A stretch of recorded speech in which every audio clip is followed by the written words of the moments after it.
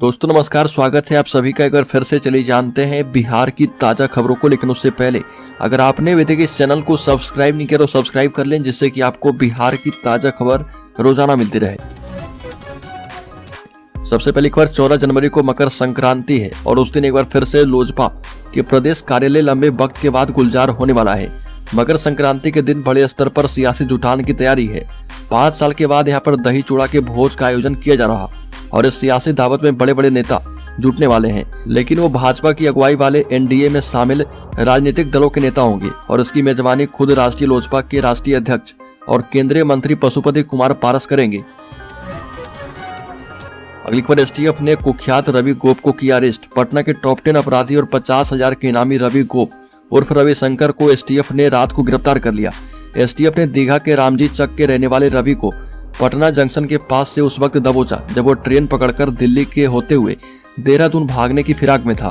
कुख्यात रवि गोप पर दानापुर नगर परिषद के पूर्व उप मुख्य पार्षद और जदयू के नेता दीपक मेहता की हत्या का केस दानापुर थाना में दर्ज है और इस चर्चित केस में वह वांटेड था। एसटीएफ ने गिरफ्तार करने के बाद उसे दानापुर थाने के हवाले कर दिया है।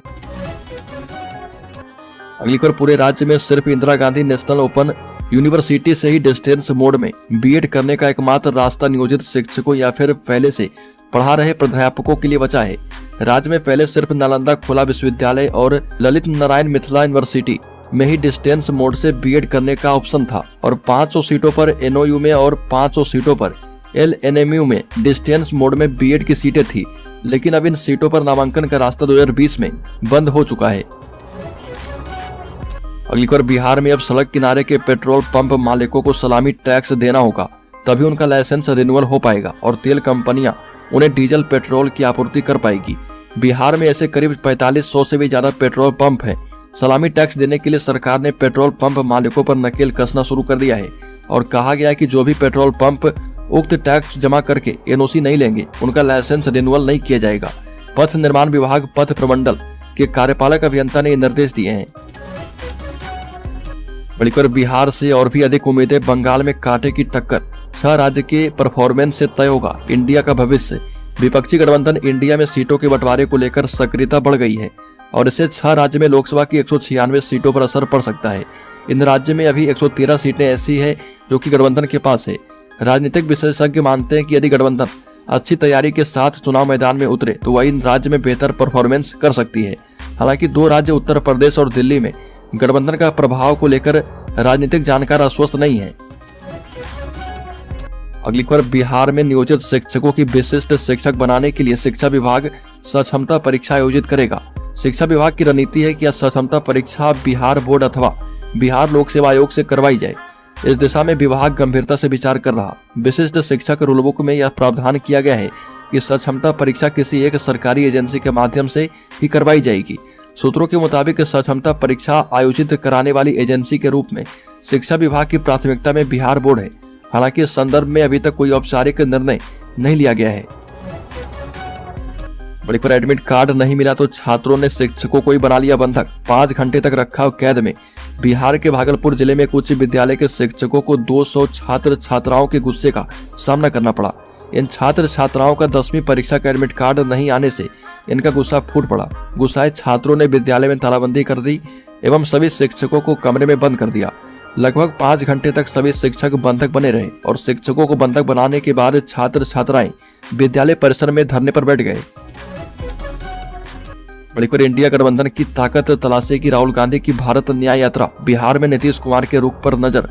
वर्ष 2024 में आम चुनाव से पहले राहुल गांधी की भारत न्याय यात्रा निकलने वाली है। राहुल गांधी ने भारत जोड़ो यात्रा के बाद यह स्पष्ट संकेत दिए थे कि भारत जोड़ो यात्रा का पार्ट 2 निकलेगा और यह भी कहा गया था कि जिन इलाकों से भारत जोड़ो यात्रा नहीं गई उन्हें दूसरे चरण में कवर कर दिया जाएगा। कांग्रेस को लगता है कि दूसरी यात्रा से एक बार फिर कांग्रेस कार्यकर्ताओं में जान आएगी और अगर समूचा विपक्ष इससे जुड़ा तो एक मजबूत चुनौती कई राज्य में भाजपा को पेश की जा सकती है। अगली खबर, बिहार में 10 सीटों पर कांग्रेस की दावेदारी। दिल्ली बैठक में गठबंधन समिति को पार्टी नेता बताएंगे पूरी बात। बिहार कांग्रेस के नेता आगामी लोकसभा चुनाव में गठबंधन के तहत लड़ने के लिए कम से कम 10 सीटों पर अपना दावा पेश करने के लिए नई दिल्ली में मुकुल वासनिक की अध्यक्षता में पार्टी के सीट बंटवारे पर मुलाकात करेंगे। कांग्रेस के वरिष्ठ नेता ने बताया कि पैनल में बिहार पार्टी प्रभारी मोहन प्रकाश भी शामिल है। जनता दल यूनाइटेड की राष्ट्रीय परिषद की बैठक के बाद इंडिया गठबंधन के घटक दलों के साथ सीट बंटवारे पर चर्चा की जाएगी। और आपको बता दें कि दिल्ली में 29 दिसंबर को जदयू की राष्ट्रीय कार्यकारिणी की अहम बैठक होने वाली है। बड़ी खबर बिहार में फरवरी में हो सकती है नियोजित शिक्षकों की सक्षमता परीक्षा। तकरीबन 4 लाख नियोजित शिक्षकों की विशिष्ट शिक्षक बनाने के लिए शिक्षा विभाग जल्द ही सक्षमता परीक्षा आयोजित करेगा। शिक्षा विभाग की रणनीति है कि यह सक्षमता परीक्षा बिहार बोर्ड अथवा बिहार लोक सेवा आयोग से करवाई जाए और इस दिशा में विभाग गंभीरता से विचार कर रहा। विशिष्ट शिक्षक रूलबुक में यह प्रावधान किया गया है कि सक्षमता परीक्षा किसी एक सरकारी एजेंसी के माध्यम से ही करवाई जाएगी और माना जा रहा है कि नियोजित शिक्षकों की पहली सक्षमता परीक्षा जो है फरवरी के महीने में हो सकती है। एक और बड़ी खबर की बात करें तो नीतीश कुमार के लिए भाजपा के सभी दरवाजे बंद, अश्विनी चौबे ने चल रही अटकलों पर लगाया विराम। बीजेपी के नेता अश्विनी कुमार चौबे ने कहा कि भारतीय जनता पार्टी के सभी दरवाजे और रास्ते नीतीश कुमार के लिए बंद हैं। वह मुख्यमंत्री बनने के लायक ही नहीं है और उनका मानसिक संतुलन बिगड़ा हुआ है। बिहार में नीतीश कुमार को लेकर चल रही सभी अटकलों पर भारतीय जनता पार्टी के केंद्रीय मंत्री और बक्सर के सांसद अश्विनी कुमार चौबे ने विराम लगा दिया है और भटवालिया में हो रहे विकसित भारत कार्यक्रम में कहा कि भारतीय जनता पार्टी में नीतीश कुमार के लिए सभी दरवाजे बंद हो चुके हैं। बड़ी खबर बीपीएससी शिक्षक भर्ती में कई मांगों को लेकर अभ्यर्थियों ने शुरू कर दिया है आंदोलन। बीपीएससी द्वारा प्रथम चरण शिक्षक भर्ती में नीतीश सरकार ने 1,20,336 अभ्यर्थी को नियुक्ति पत्र देने का दावा किया और शिक्षा विभाग ने दावा किया कि सभी पास अभ्यर्थी स्कूलों में योगदान दे चुके हैं। लेकिन सच्चाई है कि 1,20,000 में लगभग 93,000 ही शिक्षक योगदान दिए हैं और प्रथम चरण में ही लगभग 23,000 के करीब पद खाली हैं। इसको लेकर अनुत्तीर्ण शिक्षक लगातार हंगामा कर रहे और उस रिक्त पद को भरने एवं किस आधार पर वह पद रिक्त हुई है उसे जारी करने की मांग कर रहे। अगली खबर जम्मू कश्मीर के पुंछ में शहीद हुए नारूमुरार ग्रामीण मोलेश्वर सिंह के पुत्र बलिदानी चंदन सिंह के बलिदान की जानकारी पाकर नवादा के पूर्व सांसद तथा वर्तमान समय में केंद्रीय मंत्री गिरिराज सिंह गांव पहुंचकर पीड़ित परिवार से मिलकर सांत्वना दी और केंद्रीय मंत्री ने कहा कि बिहार सरकार और सरकार के मुखिया नीतीश कुमार संवेदनहीन हो चुके हैं। यह भी कहा कि देश का सैनिक कोई जात और धर्म का नहीं होता, वह देश का बेटा होता है और वीर चंदन देश का बेटा था और देश की सेवा करते हुए वीर गति को प्राप्त हुआ है। बड़ी खबर बिहार बोर्ड की जल्द होगी परीक्षा, एग्जाम से पहले मॉडल पेपर को करें सॉल्व। बता दें कि बिहार बोर्ड के मैट्रिक और इंटर की परीक्षा में अब अधिक समय नहीं बचा है। 12वीं के प्रैक्टिकल परीक्षा के लिए एडमिट कार्ड को भी जारी कर दिया गया है। एडमिट कार्ड के बगैर परीक्षा में प्रवेश संभव नहीं है। दूसरी ओर लिखित परीक्षा के लिए अलग से एडमिट कार्ड को जारी किया जाएगा और परीक्षा से जुड़ी इस अन्य जानकारी के लिए बिहार विद्यालय परीक्षा समिति की आधिकारिक वेबसाइट पर नजर रखना जरूरी है। इस पर परीक्षा से जुड़ी सभी तरह की जानकारियां साझा की जाती है। अगली खबर की बात करें तो बिहार के राज्यपाल राजेंद्र विश्वनाथ आर्लेकर ने राज्य सरकार को कहा कि वह शिक्षा विभाग के अपर मुख्य सचिव के पाठक के असंवैधानिक और निरंकुश आदेशों पर तत्काल रोक लगाएं।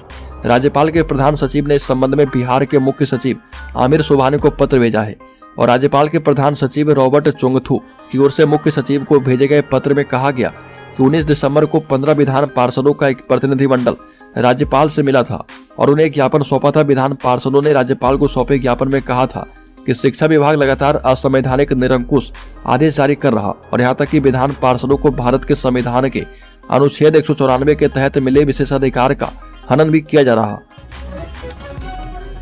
बड़ीकर बिहार में स्कूलों की छुट्टियों को लेकर एक बार फिर से सियासत गर्म है। बिहार शिक्षा विभाग ने साल 2024 के लिए छुट्टियों का नया कैलेंडर जारी कर दिया है।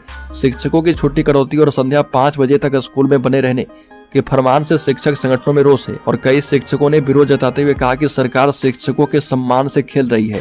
पहले शिक्षकों को समाज का आदर्श माना जाता था, लेकिन सरकार के द्वारा कई तरह की जवाबदेही देकर उनके मान सम्मान को लगातार चोट पहुंचाया जा रहा। बड़ी खबर बिहार की सियासत में एक बार फिर से हलचल बढ़ गई है। जानकारी के मुताबिक बिहार के पूर्व बाहुबली सांसद आनंद मोहन अपनी पत्नी लवली आनंद के साथ मुख्यमंत्री नीतीश कुमार के आवास पहुंचे। राजनीतिक गलियारों में तरह तरह के कयास लग रहे और कहा यह भी जा रहा कि आनंद मोहन परिवार लालू यादव के लालटेन को छोड़कर नीतीश कुमार के तीर धनुष को थाम सकते हैं। हालांकि अभी इस पर किसी भी तरह की आधिकारिक बयान सामने नहीं आई है।